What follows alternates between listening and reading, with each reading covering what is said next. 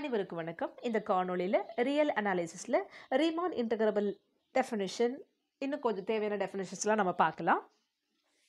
Okay, இந்த இடத்துல இப்படி போடுறது ஸ்கிரிப்ட் ஜேன்றது வந்து family of bounded intervals. Let script J be any bounded interval of real line. அதாவது ஒரே ஜேனா ஒரு interval of real line bounded இன்டர்வலாக இருக்கணும். பவுண்டட் சொல்லும் பொழுது அது ஓப்பனாக இருக்கலாம், க்ளோஸ்டாக இருக்கலாம், but should be the bounded, infinity இல்லாமல் இருக்கிறது. ஓகேவா?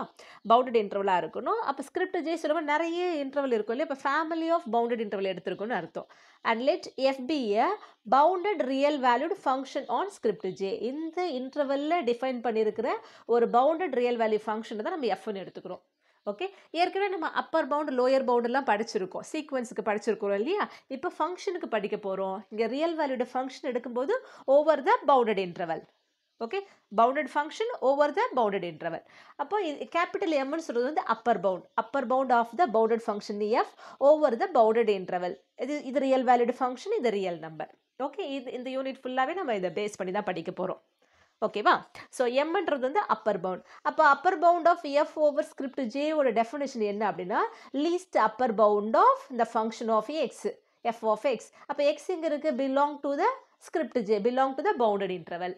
அப்போ அப்பர் பவுண்ட் சொல்கிறது least upper bound of f of x. அங்கே எக்ஸ் எங்கே இருக்குன்னு சொல்லணும்? Belong to the interval J, script J. அப்போ லோயர் பவுண்டு சொல்லும் பொழுது ஸ்மால் எம் ஆஃப், இதுதான் உங்களுக்கு நோட்டேஷன். இந்த ஸ்கொயர் ப்ராக்கெட் போட்டு தான் எழுதியிருக்காங்க. இந்த நோட்டேஷன் இது ஆக்சுவலாக உங்களுக்கு அதை ரீட் பண்ணும்போது lower bound of F over J. அதோட டெஃபினேஷன் என்ன? Greatest lower bound of f of x where x belong to script J. அடுத்ததான் oscillation of F over J define பண்ண போகிறோம். ஆசிலேஷன் சொல்லும்போது இந்த அப்பர் பவுண்டும் லோயர் பவுண்டுக்கும் உள்ள டிஃப்ரென்ஸ், அதுதான் நம்ம ஆசிலேஷன் நம்ம சொல்லுவோம். ஆசிலேஷன் ஏற்கனவே நீங்கள் 5th சாப்டரில் படிச்சிருப்பீங்க. ஆசிலேஷன் ஆஃப் எஃப் ஓவர் வெறுமனே ஜே ஒரே ஒரு இன்டர்வலில் படிச்சிருப்போம். இங்கே ஃபேமிலி ஆஃப் இன்டர்வலாக நம்ம எடுத்து படிக்கிறோம். Okay, the oscillation of F over script J, oscillation வந்து omega of F over script J equal to upper bound of F over J minus lower bound of F over J. Okay, இது இங்கே வந்து oscillation of F over J பண்ண மாதிரி oscillation of a point over ஜேவும் நம்ம படிப்போம். அதுதான் அடுத்தது. If a is a point of script j, then omega of fa என்றது நம்ம என்ன சொல்வோம்னா oscillation of f at a point a ன்னு அர்த்தம். It's defined as omega of fa equal to greatest lower bound of omega of f over j. ஏன்னா இந்த a என்ற element எங்கே இருக்குது? அந்த இன்டர்வல் பவுண்டட் ரியல் நம்பர் இருக்கு இல்லையா, அந்த இன்டர்வலில் தான் இருக்குது. ஓகேவா? அப்போ omega of f over a point a is nothing but greatest lower bound of omega of f over j, where greatest lower bound is taken over all open sub intervals j of script j such that a belong to j. இங்கே ஏன்றது வந்து ஒரே ஒரு interval இருக்குன்னு மட்டும் எடுத்துருக்காங்க. அப்போ a is a point of j மட்டும் எடுத்துக்கோங்க. Okay, right. இப்போ அப்பர் பவுண்ட் பார்த்துருக்கோம், lower bound of function over the interval, bounded interval பார்த்துருக்கோம். அதுக்கப்புறம் oscillation of F over J பார்த்துருக்கோம், oscillation of a point a பார்த்துருக்கோம். ஓகேவா? இப்போ அடுத்த டெஃபினிஷன் என்னென்னு பார்க்க போகிறோம். சப்டிவிஷன் பற்றி பார்ப்போம். ஏன்னா இந்த சப்டிவிஷன் இருந்தால் தான் நம்ம upper sum lower some define பண்ண முடியும். அது இருந்தால் தான் நம்ம என்ன பண்ணுவோம்? ரீமான் இன்டகிரபிள் டிஃபைன் பண்ணுவோம். அடுத்த டெஃபினிஷன் பார்க்கலாம். ஸோ அடுத்த இம்பார்ட்டன்ட் டெஃபினேஷன் பார்த்தீங்கன்னா subdivision. By a subdivision of the closed bounded interval AB means, இப்போ நான் உங்களுக்கு ஒரு எக்ஸாம்பிள் சொல்லிடுறேன். இப்போ உங்களுக்கு ரியல் லைன் எடுக்கிறோம். இங்கே நான் 0 1 இந்த க்ளோஸ்ட் இன்டர்வலை எடுக்கிறேன். ஓகேவா? நியூமரிக்கல் அனாலிசிஸ் படிச்சிருந்தீங்கன்னா உங்களுக்கு தெரிஞ்சிருக்கும். அது ட்ரெபசாய்டல் ரூல் இல்லை சிம்சன்ஸ் 1/3 ரூல் அப்ளை பண்ணும்போது அந்த இன்டர்வல் ஹெச் ஈக்குவலி ஸ்பேஸ்டு நம்ம டிவைட் பண்ணியிருப்போம். அது இல்லைனாலும் பிரச்சனை இல்லை. இப்போ 0 1 வந்து நான் எத்தனை ஈக்குவல் போர்ஷனாக பிரிக்கிறேன்? இப்போது 2 ஈக்குவல் போர்ஷனாக பிரிக்கிறேன் அப்படின்னா எனக்கு இது வந்து 1/2 வரும். ஓகேவா? அப்போது இதுதான் எக்ஸ் நாட், இது ஃபைனலாக இருக்குது எக்ஸ்என். இன்பிட்வீனில் ஒரு பாயிண்ட் ஆட் பண்ணியிருக்கேன். அப்போ இந்த சப்டிவிஷன் நான் சொல்லும்போது 0 1/2 1ன்னு சொல்லுவேன். இதை நான் சிக்மான்னு நான் சொல்கிறேன். இல்லை இதே சேம் இன்டர்வல் க்ளோஸ்டு இன்டர்வல் 0 1 நான் என்ன பண்ணுறேன்னா 10 ஈக்குவல் பார்ட்ஸாக பிரிக்கிறேன் அப்படின்னா எனக்கு இங்கே 0.1 0.2 எக்ஸெட்ரா இங்கே 0.9 வந்துட்டு 1 வரும். அப்போ அந்த கேஸ் எனக்கு சிக்மா என்ன வருது அப்படின்னா 0.1 1/10 கூட எழுதலாம் இல்லையா? 0 1/10 2/10 3/10 இங்கே 5/10 வருமா? 5/10 இஸ் நத்திங் பட் 1/2 எக்ஸெட்ரா 10/10 தான் உங்களுக்கு என்னென்னு வரும்? 1ன்னு வரும். ஓகே, இப்போ இதை நான் ஜேன்னு டவுன்னு எடுத்துக்கிறேன். another subdivision. ஆனால் ரெண்டுமே subdivision of the closed interval 0 1 தான். அப்போது இந்த சப்டிவிஷன் பிரிக்கும் போது இது எப்படி இருக்குது, ஃபைனைட் நம்பராக தான் நம்ம ஸ்ப்ளிட் அப் பண்ணுறோம்.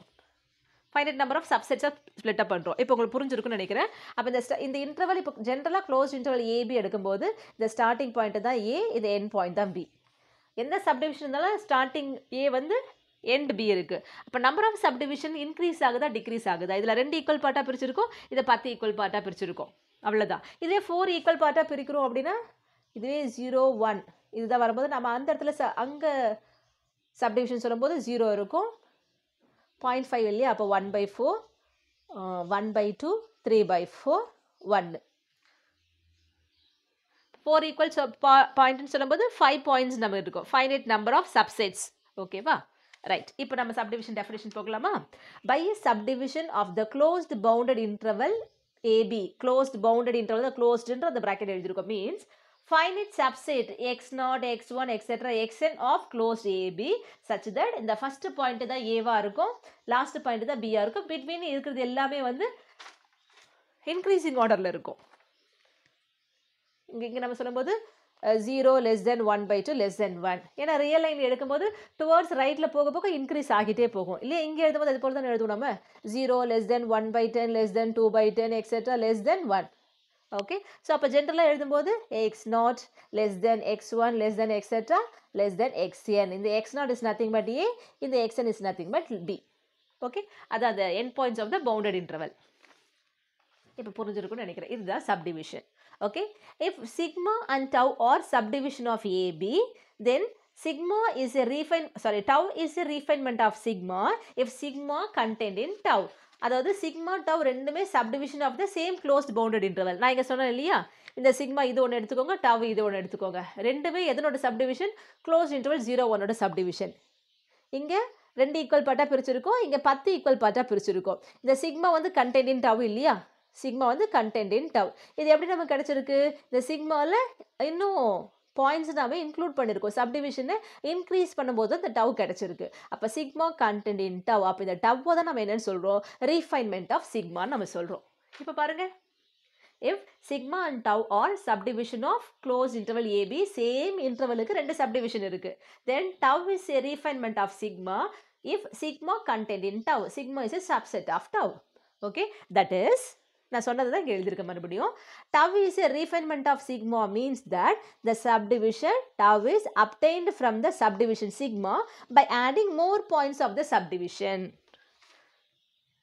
இங்கே 0 1/2 1 மட்டும் இருக்குல்ல, இன்னும் நிறைய பாயிண்ட்ஸ் நமக்கு ஆட் பண்ணும்போது நமக்கு இந்த டவுன்ற சப்டிவிஷன் கிடச்சிருக்கு, ரைட்டு. அதை தான் நம்ம ரீஃபைன்மெண்ட் சொல்கிறோம்.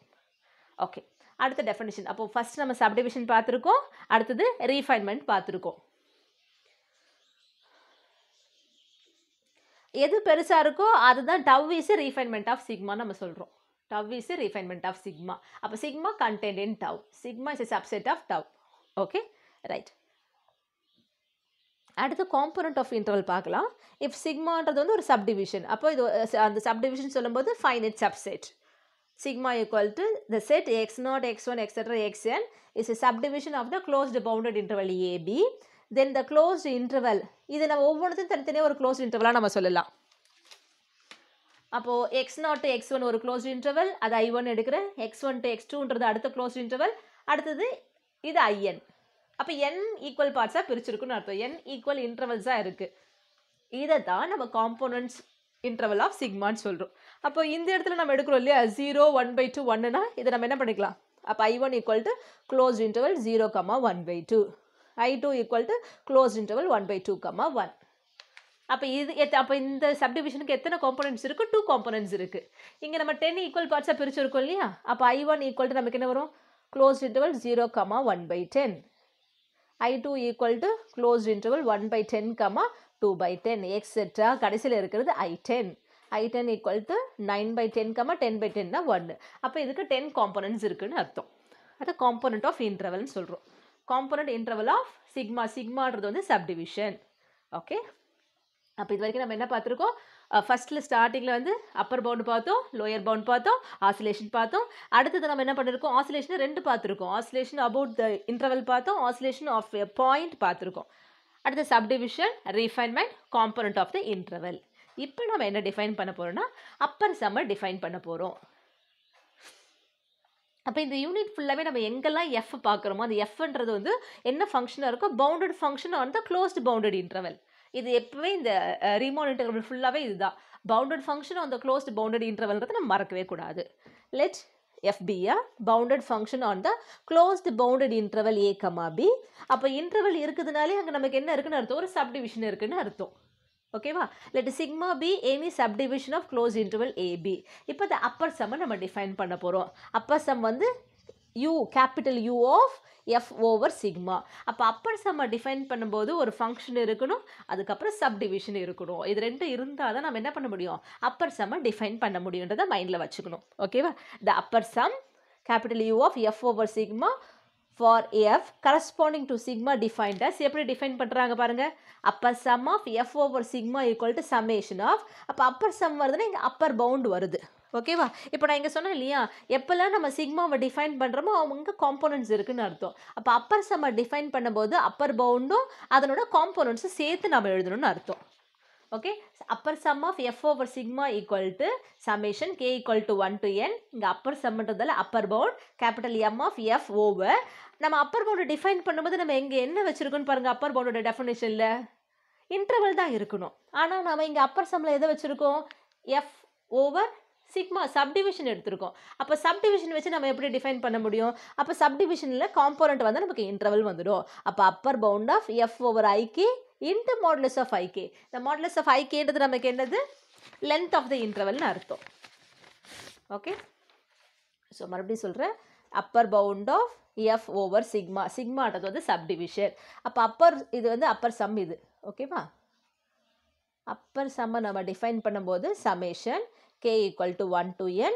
அப்பர் சம்னா நமக்கு அப்பர் பவுண்டு வரணும். அப்பர் பவுண்ட் ஆஃப் எஃப் தான் வரும், ஆனால் ஓவர் த இன்டர்வல் வரணும். நம்ம சிக்மான்ற சப்டிவிஷன் இருந்தாலே இங்கே நம்ம வந்து இன்டர்வல்ஸ் காம்போனண்ட் இன்டர்வல் ஐகே நம்ம கொண்டு வந்துருக்கோம் இல்லையா, அப்போது ஓவர் ஐகே இன்ட்டு இந்த ஐகேவோட லென்த்து, இதுதான் அப்பர் சம்.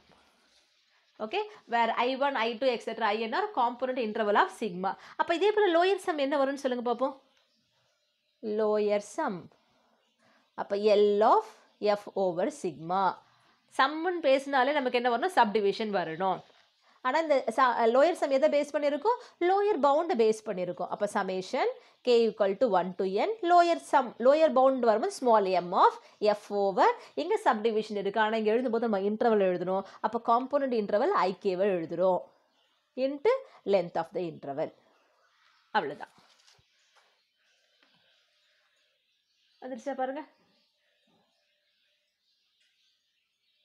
இந்த ரீமான் இன்டகிரபிளில் நம்ம தியரம் படிக்கிறதுக்கு முன்னாடி நம்ம இந்த விஷயங்களை தரவாகணும். அப்பர் பவுண்டுனா என்ன, லோயர் பவுண்டுனா என்ன, ஆசிலேஷனா என்ன, அதில் எதை வச்சு நம்ம ஆசிலேஷனோ இல்லை அப்பர் பவுண்டோ லோயர் பவுண்டோ டிஃபைன் பண்ணுறோம். அப்போ சப்டிவிஷன் என்ன, ரீஃபைன்மெண்ட் என்ன, அப்பர் சம் எதை பேஸ் பண்ணி நம்ம டிஃபைன் பண்ணுறோம். அப்பர் சம் வரணும், அப்பர் பவுண்டு வரணும். அப்பர் பவுண்டுக்குள்ளே எஃப் இருக்கும், எஃப் ஓவர் சப்டிவிஷன் வருமா, இன்டர்வல் வருமா, இன்டர்வல் வரணும். அப்போ சிக்மாவோட காம்போனன்ட் இன்டர்வல் ஐகே எழுதுகிறோம்.